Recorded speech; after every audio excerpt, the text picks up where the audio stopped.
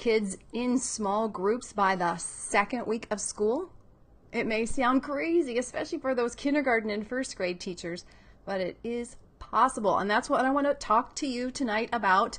We're in the middle of a 4-week series launching differentiated literacy centers. So I'm so glad that you are here. If you're just popping in, welcome. I not only want to share with you our week 2 plan for launching differentiated centers, I also want to celebrate all of those of you who are here who it was day 1 of school. Maybe most of you aren't popping in on Facebook, or maybe you are if it was your first day. A lot of schools in the U.S. do start the day after Labor Day, and including my kids' first day. We have 3 girls, and they all came home content and even on the way to happy, so that's pretty good, but they did say they were tired. So before we get into this week 2 of launching differentiated literacy centers, I want to hear from you. Let me know where you're from. Was it your first day of school as a teacher or maybe as a homeschool parent? I would love to know and celebrate you. So, I'm just checking in the comments. See who's here. We've got Jennifer. Welcome back, Jennifer. I'm going to email you. And Peggy, it's actually, we are going live on a Tuesday. That's our normal day. So maybe some of you don't have back to school on September 5th or 4th. So maybe we should just move along and get jumping into tonight's content. Are you ready? How many of you have been with us before? We've been in the middle of a 4-week series launching differentiated literacy centers. So tonight is the 3rd week of the series, but we're talking about the 2nd week's plan. And if you comment tonight in this Facebook Live, anything at all, then you will get the option to get the Facebook, the week 2 plan for this week's topic on differentiated literacy centers. You'll get the week 2 plan in Facebook Messenger. So if you comment, Facebook Messenger will pop up, and then you'll be, hopefully if all works, delivered the week 2 plan. And if you're curious about how the other weeks are going to go, we'll do week 2 next. Let's see if I can pop this up with the we'll do week 3 next week, but let me show you the links for getting the older comments. Here we go. So this was week 1. I'm just popping it in. And so this was like an intro, getting the big picture, and we called it the big rocks for reading achievement. So hopefully that, yeah, there we go. So you can go to that web address to get week 1, the intro for this whole topic. And then if you want the first week's plan, like a mapping out of everything you could do, this is just a suggestion, then you can try this link. So that will catch you up so that you don't feel left out. So Big Rocks, that's week 1 of the series, but then the Facebook video from last week will give you access to the week 1's plan. So I'm going to review those things really quickly and then move into the week 2 plan, which again you will get tonight if you comment with any kind of comment. I'd love to hear where you are, where you're from, and do you get your kids in small groups by week 2? Maybe that's kind of a lot to ask, but that is my agenda for tonight. Are you ready? Let's see who else is here. We've got Sheila, welcome. And Jennifer's tagging some friends. Thank you, Jennifer. That's smart. Have you got colleagues who are talking about differentiation, about centers, about getting kids into real reading as soon as possible? Then they probably want to know about this and get these plans. Laura Ann is coming in here to us from Nova Scotia. Just got home from her open house. Okay. Oh, great. You start the day after. Congratulations. Hope the open house went well. Michelle, you know, now school's old hat for you, right? Welcome. Welcome, Stacy. We're so glad you're here. All right. So let's get started. A quick review on what we talked about. Sorry, I don't need to see all these little notes. Here we go. We talked about the last few weeks. So the big idea from the first week, the intro week, is to put the big rocks in first. In other words, prioritize the things that are most important for the beginning of the year so that you start out strong and you get the kids listening to stories and reading stories, eyes on print. Even in kindergarten, this is possible with the reading simplified activities that I'm going to suggest in this whole series. And what are those two big rocks? The teacher read aloud and the student reading practice. So yes, even in kindergarten, get them into a book as soon as possible. And we talked about through the week one plan how that could be feasible. And so this is week one's plan. Kind of hard to take in probably if you weren't here, but let me just give you the highlights, okay? First of all, let's dive into a bigger picture. We'll kind of blow it up. There we go. Monday and all across the week, doing a little bit of informal assessment. How many of you give me a like or a love or a comment? Are you already assessing whether you started 2 or 3 weeks ago or this week? I recommend doing it even little snippets here and there throughout the day from day one so that you can assess and be prepared to create groups week 2, which we're going to talk about. And then we get started gradually rolling out whole group and small group activities. And we do one new thing each week, and we teach the procedures to go with it. And we kind of harp on the procedures, right? Those of you who are experienced teachers know that well. So the day one, definitely dive into a read aloud. That's one of the big rocks for reading achievement, and then teach the procedures. And also get them quickly into independent reading, even if it's just looking, pretend reading at a kindergarten at a book. So then we keep doing those activities all week, and each day we fold in something new. So on Tuesday, we teach whole class, build it or switch it. If you're not familiar with that, those are 2 core activities we teach here at Reading Simplified very frequently that solve the foundational problems of becoming a decoder. It teaches letter sound knowledge, phonemic awareness, decoding, spelling. Both of these are kind of huge go-to activities for Reading Simplified teachers. And so you can do that whole class, even though we recommend generally doing it small groups so you can get differentiated needs met. But initially, that's the way to get the ball rolling. So then on Wednesday, we keep doing what we've done before, read aloud, whole class, build it or switch it, and then we add in word work as a center. Maybe everyone's doing the same center, but maybe even a couple different levels they get to choose so they get accustomed to the idea of different levels or different choices. And then Thursday, the same thing. We keep going with the whole class read it, keep going with independent reading centers, keep going with word work centers, and then we add the whole class read it. That's another core reading simplified activity. And Catherine, if you're here, if you want to just type in the comments, readingsimplified.com/start-here, that is a great way to get access to these core activities if you don't know about them. They're the key to getting kids rapidly into the code. So we're still, if you're just popping in, we're reviewing week 1, moving kids towards a differentiated literacy centers and differentiated small group reading instruction before the end of 3 weeks. We're going to talk mostly about week 2 tonight. So then Friday, we are doing again what we've done all week, but then we add the new center, the listening along center. So in sum, we've gotten kids reading even just a few simple words with the activities switch it or build it and read it. And we've gotten them pretend reading and maybe real reading in books for independent centers. They're listening to books at the listening center and they're listening to the teacher hopefully read an engaging novel every day. And so that is the big picture of week 1. So are you ready to get your week 2 plans? If you're just popping in, just comment with anything and we will be able to send you the access to the week 2 plans that you can download, and I'll show it to you in a minute. That will come to you via Facebook Messenger. So who else is in the house? We got Tammy and Laura. So cool.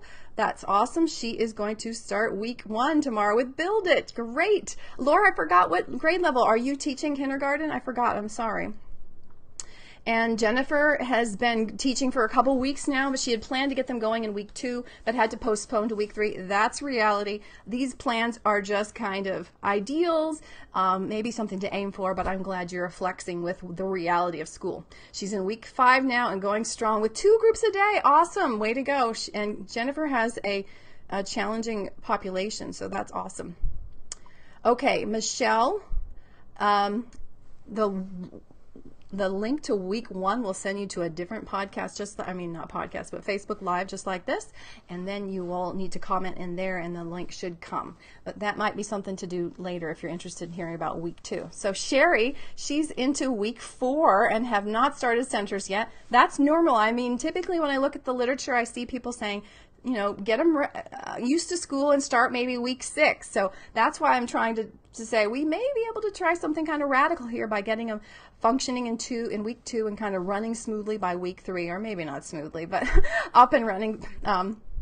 And so Sherry's got a new curriculum, okay, the core knowledge. So that's always a challenge when you're doing something new. Oh, whole group, yeah. I'm sorry about that. I encourage you to do a balance so you can get kids' needs met, because not everybody is at the same point. We all know that. And Julie, I'm sorry, I don't even know. I should probably know this, what that is. Is that preschool? And Ivana, awesome. Can't wait to get started. Oh, Laura, that's right. Okay, 1, 2. Okay. Okay, so let's dive into week 2. So, because you were assessing all of week 1, even if it's just in kindergarten, getting them to write their name and see if they recognize many of the sounds of the alphabet, maybe a little phonemic awareness. Don't have to get a lot of data to group them initially.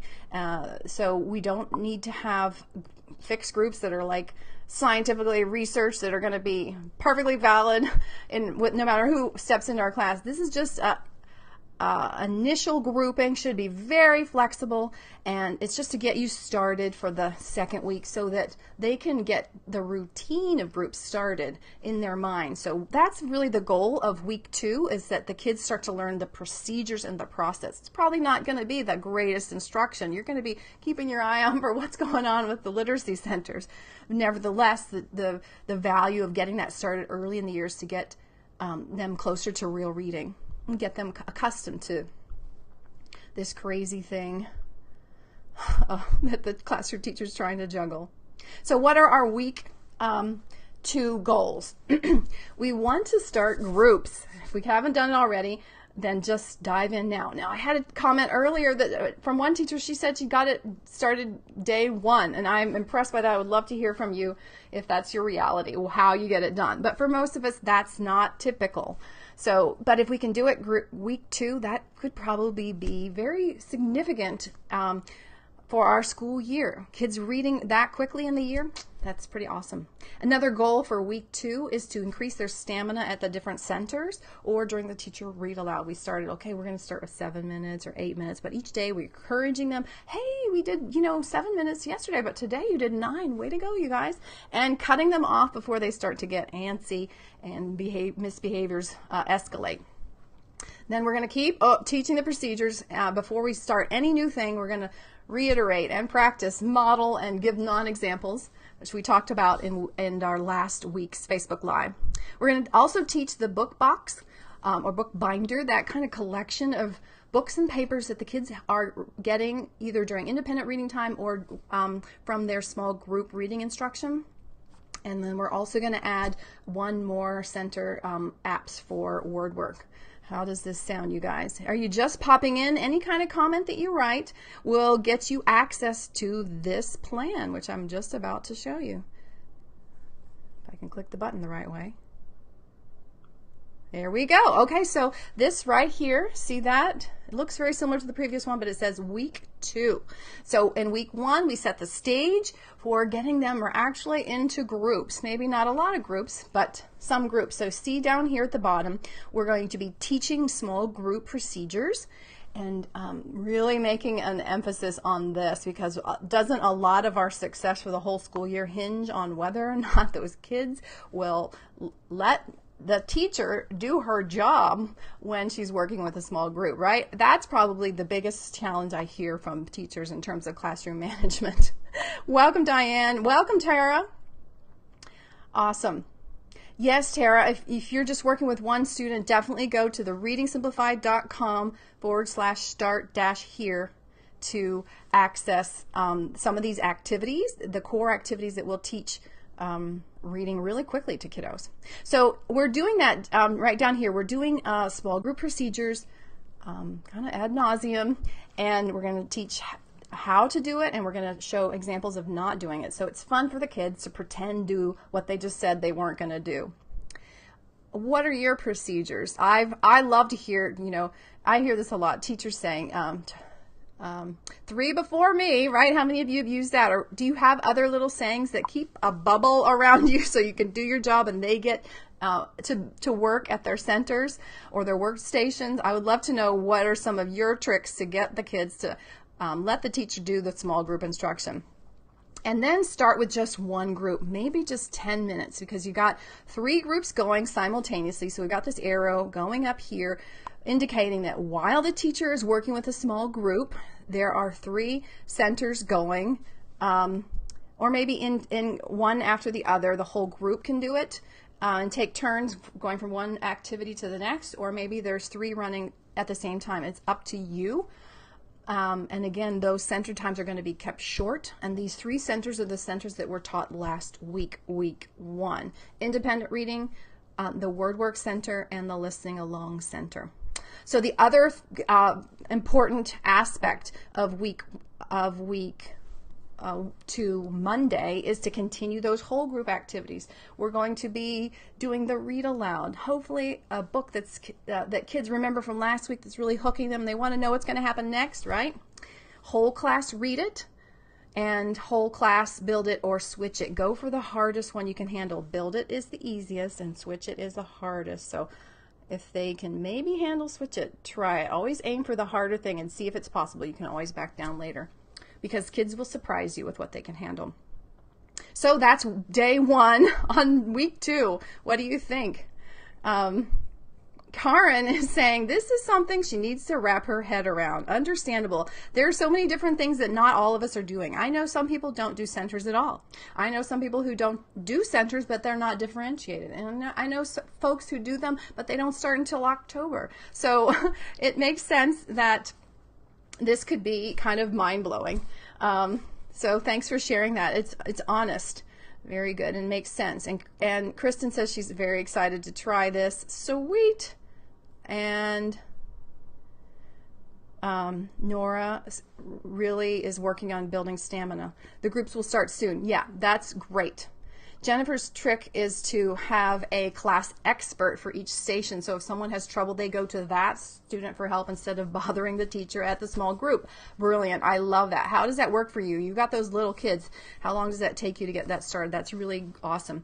Your group table is an off-limits area if I'm sitting with my students. If they need the restroom, they stand behind my students and use a hand signal. I give them a nod and they go. Ah, lovely. Lots of nonverbal communication. Very smart. I've seen teachers put on a special hat or a special like necklace or lei, because when I have this on, that means I'm only for the small group kids. I'm not for all of you and the rest of the class. But definitely you need to have procedures for the bathroom. That's awesome. Thanks for sharing that. Anyone else has other procedures for any of this? Centers, small group instruction? I'm sure your colleagues would be very thankful to hear the tricks that you've learned over the years.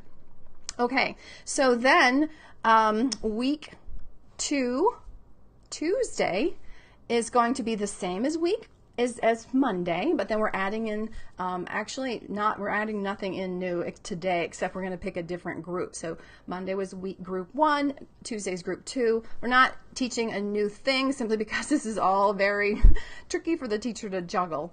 On the other hand, by Wednesday, we are going to add something new. We're going to teach that book binder or the book box. So some sort of special collection that each child has that they can go to and read and reread, so that they are getting their eyes on print time and they're getting the repetition. So if you follow Reading Simplified, you will know that we have a procedure for rereading that starts with a small group. The teacher gets the kids to read a new text. She helps them a lot, but they are targeting a sound all week, usually, and they read a new text each day. But they don't just read one new text and put it away. The teacher models reading it after they've read it, and then she sends them off to reread it many times, maybe at home as well as in the classroom with support, maybe audio support, maybe teacher support, maybe peer support. until they master it, or they're really darn good at it. And so when they come home, they come back the next day, those texts are building up in their book box, their book binder, whatever format you want. So they have a repertoire of things that they are a master of. This is a big deal for our younger kids, don't you think? Because they're so proud. They have their books or their pages that they've mastered, and that really goes a long way into getting them to learn high frequency sight words, to feel confident and motivated. And so that's one of the most important things I encourage you to do. Go back to our blog, readingsimplified.com. If you scroll down, you'll find more information about that rereading cycle. I think a lot of folks are using rereading, but maybe they're just rereading it once, and they're not trying to get a new text every day. I'm talking about short text. If you're reading a whole Frog and Toad book, you wouldn't reread the whole thing. You would just reread, say, 1 or 2 pages. And if you've got a beginner who's only, read 50 words in a simple little, mostly decodable text, that's what they would reread probably. So keep it short enough that if they've read it 5 times, or 7 or 8, if they may have some learning challenges, or maybe particularly behind, it seems, then they will be able to get it pretty well fluent at the end of that time. If they have to go to 10 times or 15 times, and the text is probably too long. Okay, so that was Wednesday, but notice the other kind of bold thing that's happening here on Wednesday, 2 groups. That's kind of scary. I just made it short. This is, again, just a suggestion. Maybe each group is 7 or 8 minutes. The point here with these groups is really not to have the best instruction. The point is really instead to be gradually ramping up your groups, and for each group to have a goal of building independence, so that the rest of the class is building independence while you're working with the group. So you're going to be looking around a lot. You're going to have some, back and forth. Your focus may not be the greatest on their instruction, but that's okay. That will come, and it'll come a lot quicker with this type of rather ambitious plan. So that was Wednesday. We've added 2 groups, groups 3 and group 4. Then Thursday, maybe you can teach 1 more center. We're carrying the centers from the beginning of the week. We have Independent Reading Center, Word Work Center, Listening Along Center, and now let's teach apps for word work. So particularly when we have those beginners or anyone who's struggling, we really need to focus on decoding for a season, maybe 12 weeks, maybe 24, depending on their age and some challenges that they face. Not for very long, but long enough to get them cracking the code, reading fluently, and enjoying reading. So not only do we want them to read mostly decodable text for a season, we also want them to practice with apps that will support that and be a fun way of supporting it. And there are a lot that I recommend. If you go to readingsimplified.com, you'll see some apps. But, yep, this is what I just said. Here's one that I really like. Diane and my friend Pam Holland created this app called Ready, Set, Read. And it's not a lot. It's pretty, and it's easy to use. There's no game element to it, but a lot of times that's not a big deal for our younger learners. They're just excited that they're mastering it. But the other thing that's remarkable about Ready, Set, Read is that it is organized by the levels of sound and sound difficulty. So you'll see here in pink, those are mostly 3 sound CVC words. You can pick CVC short A, CVC short I, and so the kids get the focus that they need. The blue level is still short vowels, but it's harder phonemically, which is how we recommend that you go about thinking about the code with Reading Simplified. It's a lot easier to segment and blend CVC words than it is to segment and blend a CCVC word, and especially a lot easier than a CCVCC word, right? 4 or 5 sound words. And then green is the level of advanced phonics, long vowels, for instance. And so those go really well with our activity sorted. So this is a great way to be preparing for differentiation. Even if you haven't figured out exactly where everyone needs to be, when you get them to the apps for Word Workstation, you can ask if you're unsure, get most people into pink, but maybe get one group, say, try the blue and see how it goes. So that's how the differentiation can get started. And notice with Thursday, we are now cycling back to group 1 again. We've done group 5 and group 1. And Friday is really just a reiteration, since Thursday was probably kind of challenging to get apps learned, the procedures for apps. That can be daunting. So we'll just repeat that and again go to 2 different groups. So all week long we've done 1 or 2 groups. We're trying to extend the time that we're doing the groups. Notice Friday is 20 minutes, whereas Monday is just 10. And we're continuing to build the centers. So notice on Friday we have independent reading, we have word work, we have the listening along center, and now we have the apps for word work. And guess what? Next week, week 3, we'll be folding in a few more, right? So that you come to have at least 6 stable centers that you're using all the time, but at differentiated levels, at least for many of them. So that is week 2. And have you gotten week 2 yet? Any kind of comment here on this live will kick off a Facebook message so that you can get this PDF right here and consider this as a general plan for how you might roll out your year, either now or in the future. Some of you are just starting. You know, we had one teacher who's starting tomorrow. Who was that? Laura Ann, yeah. So she may be able to kick off with week 1. Some of you are in the middle, but maybe this will help guide you to move towards more differentiated centers earlier. So what questions do you have? Does anyone have some suggestions for how to pull this off, or doubts? I'd love to chat about this plan. I know it's ambitious for some of you. For some of you, it may be old hat.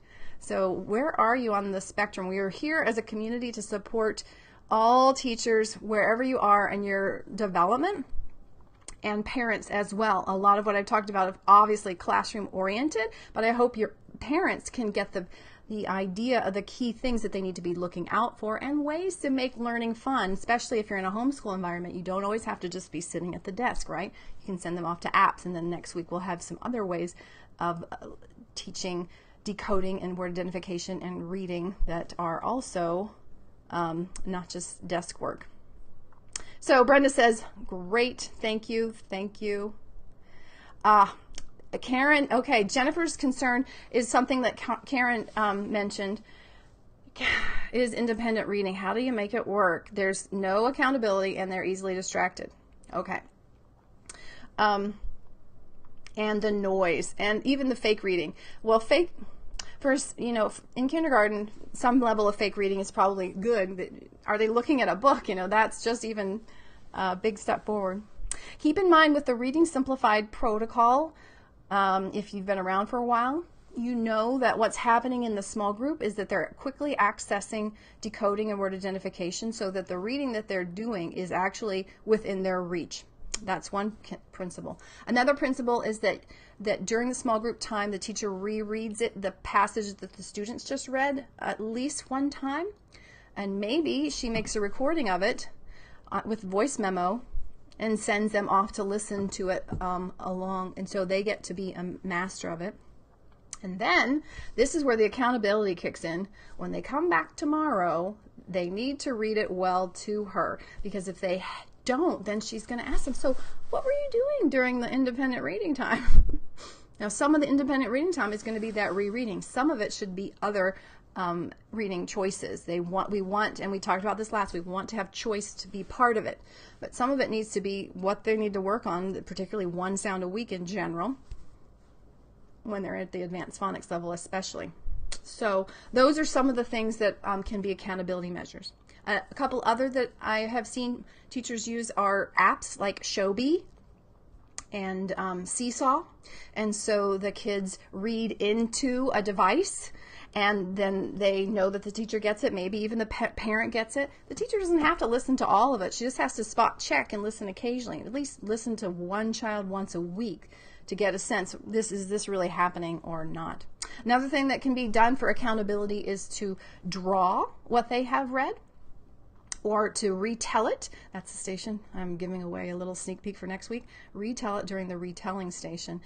And bring in social interactions. So if they, what can they do to perform it to a group or to the class? What can they do to retell it to a peer what can they do to read it to someone else in another class? Even kindergarten kids could read to another kindergarten class if you don't have a preschool environment in your school building. So I agree that accountability is a big issue with this center, and the effort you put into making kids accountable will be well worth it, because the eyes on print time is probably our biggest hinge factor to make for between the good readers and our average and our weak readers. Last week I believe I was sharing some research that a couple different studies, actually 3 to 4 studies, found that many kids are only reading 1 minute a day in school. Maybe that's not your classroom, but is it 5? Is it 10? Should it be 15 or 20? What can we do to up that number? So I think it's worth the effort, but indeed it will be tricky. I don't mean to say that is easy, particularly when you have resistant readers or brand new readers.